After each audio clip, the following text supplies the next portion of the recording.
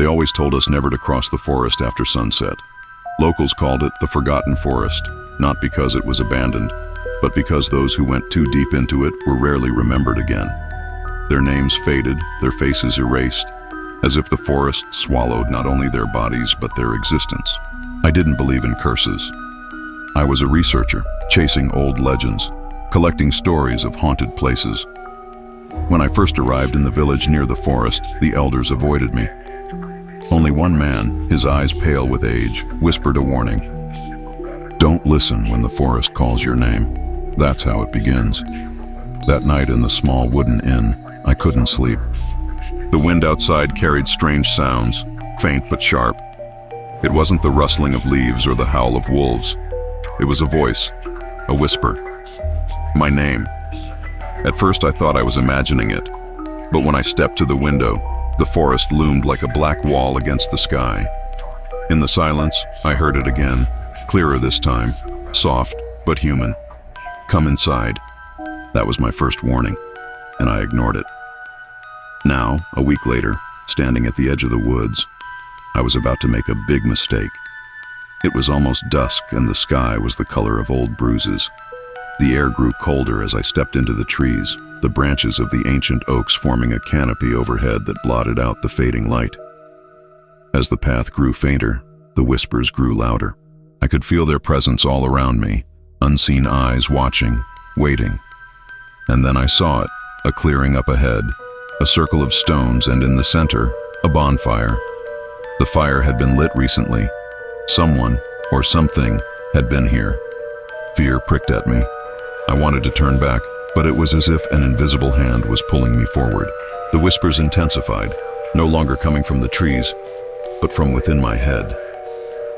Come to us, they hissed. We've been waiting for you.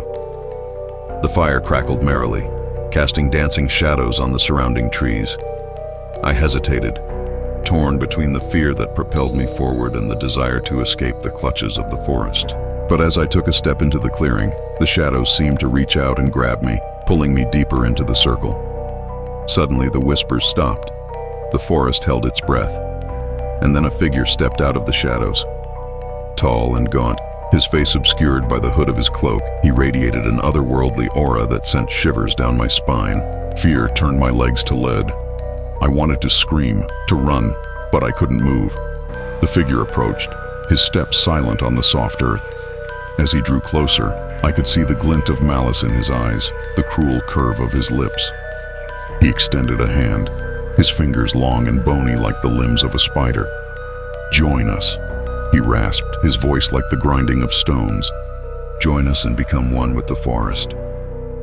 I wanted to refuse, to tear myself away from the suffocating grasp of the woods, but the words died in my throat. How could I speak when the very air around me seemed to be holding its breath? How could I resist when the forest itself was calling out to me? Then, through the haze of fear and fascination, I saw it. Nestled in the crook of his arm was a small silver bell. Its surface was intricately engraved with what seemed to be ancient runes. The bell was the source of the mesmerizing melody that had lured me into the forest's embrace. I knew instinctively that this was no ordinary bell. It was a conduit to the unseen forces that ruled these woods. As he leaned closer, I could see the faintest trace of a smile on his lips. It was a smile that promised oblivion, a release from the torment of existence. For a moment, I felt a strange sense of calm wash over me, a feeling so intense that it almost felt like peace. But even as I reached out for the bell, a tiny voice in the back of my mind screamed, "Don't touch it! Don't give in." Was it my own voice? A last-ditch effort to break free? Or was it a warning from beyond, a desperate attempt to pull me back from the brink?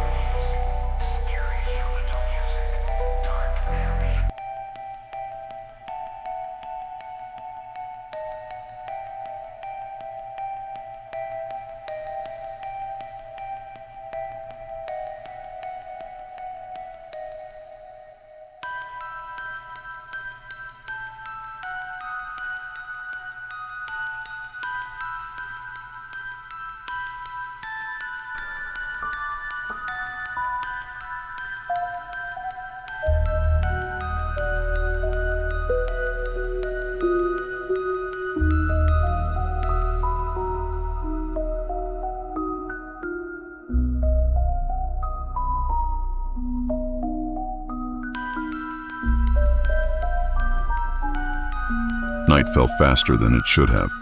The forest swallowed the sun, leaving me in unnatural darkness.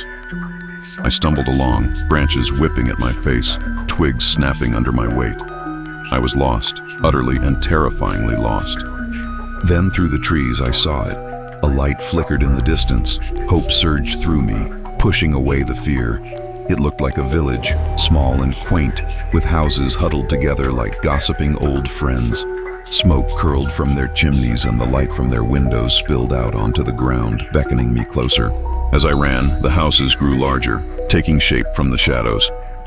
I could make out the outlines of gardens, the winding path, the weathered signpost welcoming me to Hollow Creek. Relief flooded me. I knew this place. I had stayed here before with my grandfather, seeking refuge from a storm. He'd chuckled, pointing at the crooked signpost, said it had been there long before any of us, and would probably outlast all of us. He'd squeezed my shoulder, his eyes crinkling at the corners, and I remembered thinking how nice it would be if everyone had such kind eyes. And now they were gone, all of them, the villagers. Why? Where had they all gone? As I neared the village, I realized something was wrong, terribly wrong. The front door of the house nearest the path hung open. A rocking chair on the porch swayed gently, even though there was no breeze. And through the open doorway, I could see the remnants of a meal on the table, a half-eaten pie, plates piled high with silverware. It was as if the inhabitants had simply vanished into thin air. I crossed the road, my footsteps echoing in the sudden silence. The sight that greeted me made my blood run cold. Every window in the town was shattered, each house as empty and lifeless as the last. The wind picked up, whipping my hair across my face, carrying with it the scent of pine and something else, something metallic and sharp like the tang of blood. I called out, "Hello? Is anyone here?" My voice echoed between the houses, bounced back at me accusingly. There was no reply, not a whisper, not a sound. I continued on, my voice growing louder, more desperate. "Please, if anyone can hear me, respond. Please tell me where everyone has gone." Still nothing. The silence pressed against me, suffocating me, and I broke down, sobbing uncontrollably. It felt like hours, but it may have only been minutes. I don't know. When I finally dragged myself away from the houses, when I finally forced myself to look elsewhere, that's when I saw it.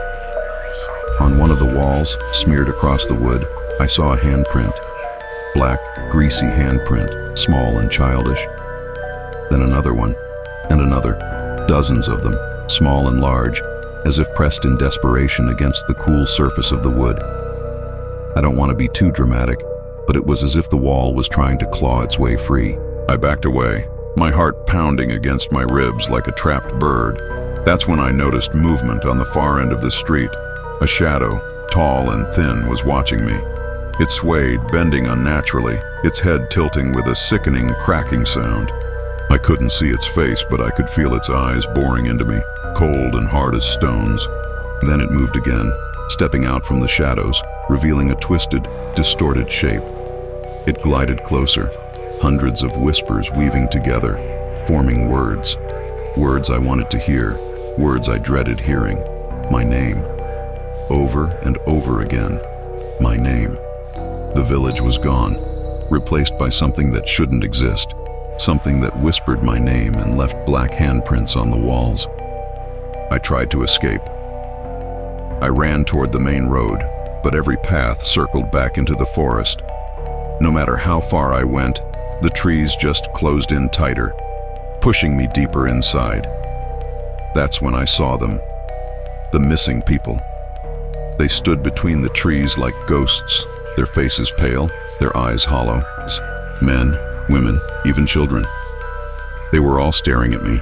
They didn't breathe. They didn't blink. They only whispered. One of them stepped closer. Her lips trembled as if stitched together by pain. Her voice was weak but clear. "Once you hear the echoes, you belong here." I wanted to scream, but my throat locked up. The figures started to close in on me, their mouths opening wider and wider. From the darkness behind them, the tall shadow rose. It towered over the trees like a giant. Its face was featureless except for a wide, jagged mouth that moved in silence. And then I understood. This was no ordinary haunting. The forest itself was alive. It was feeding on memory, trapping souls and erasing them from the world outside. And now it had chosen me. This is the scariest story I've ever heard. I don't know how long I've been here. Days, weeks, maybe years. The forest doesn't let me remember. The villagers are gone. The world I knew is gone. All that exists now is this endless maze of shadows and whispers. Sometimes I see the ruins again. I see my name carved deeper into the stone, as if the forest is writing my fate one letter at a time. I hear my own voice among the echoes, calling to others, luring them inside. That's the worst part. The forest doesn't just trap you, it makes you part of its song. If you ever walk near these woods and hear your name whispered, don't look back. Don't answer. Don't step inside. Because once the forest remembers you, the world will forget you, and your voice will join the forgotten forest's echoes. There's something about this story that just gives me shivers. Maybe it's the idea that the forest is alive and it's constantly whispering your name, trying to lure you in. Or maybe it's the fact that once you're inside, you're trapped forever and no one will ever remember you again. Whatever it is, this story is definitely one of the scariest ones I've ever heard.